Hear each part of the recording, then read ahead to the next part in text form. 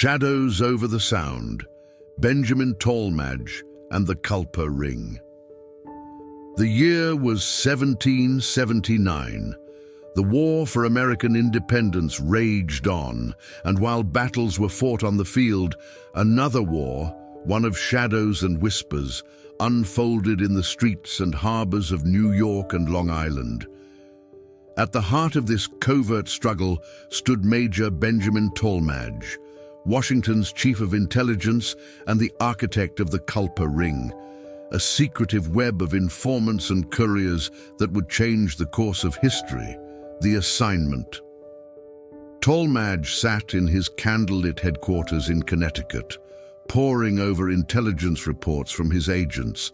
The British had fortified their hold over New York, and their naval superiority along Long Island Sound made direct assaults nearly impossible.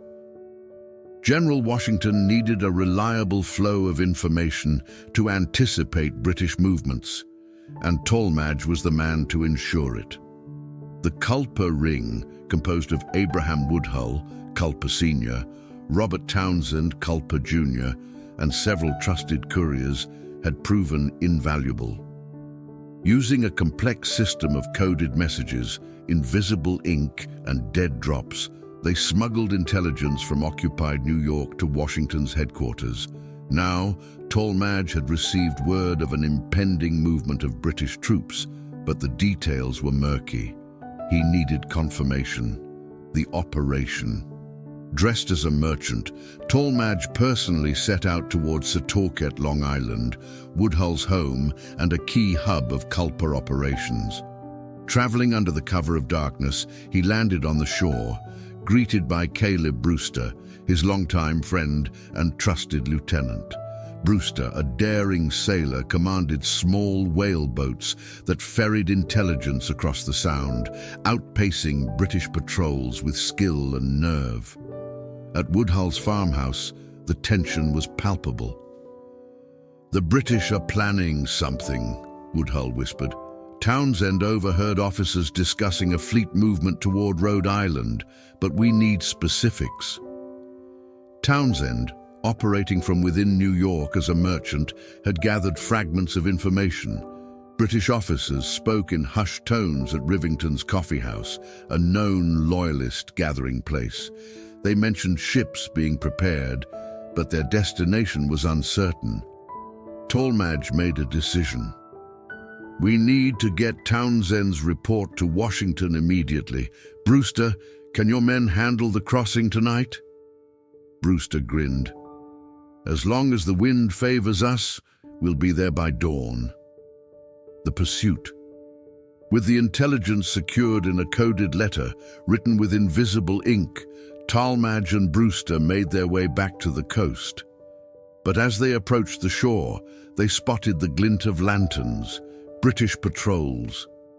The redcoats had grown suspicious of increased smuggling activities and had set a trap.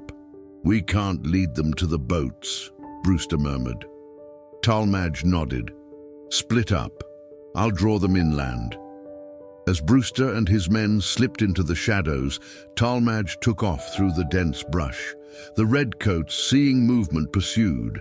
Ducking behind trees and vaulting over fallen logs, he led them on a chase, drawing them farther from the shore. At the last moment, he veered toward an abandoned barn and disappeared into the darkness.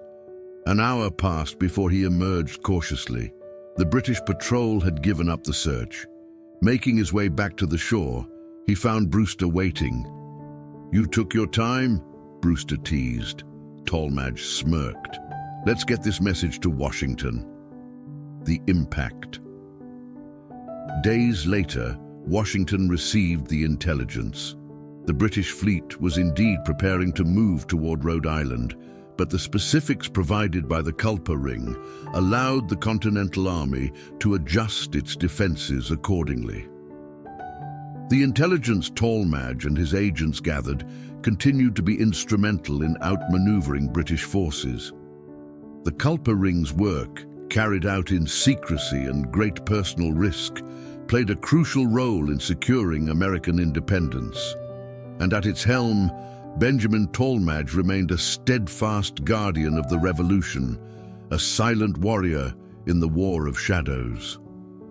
As history would remember, it was not just muskets and cannons that won the revolution, but also ink, whispers, and the unwavering courage of men like Benjamin Tallmadge.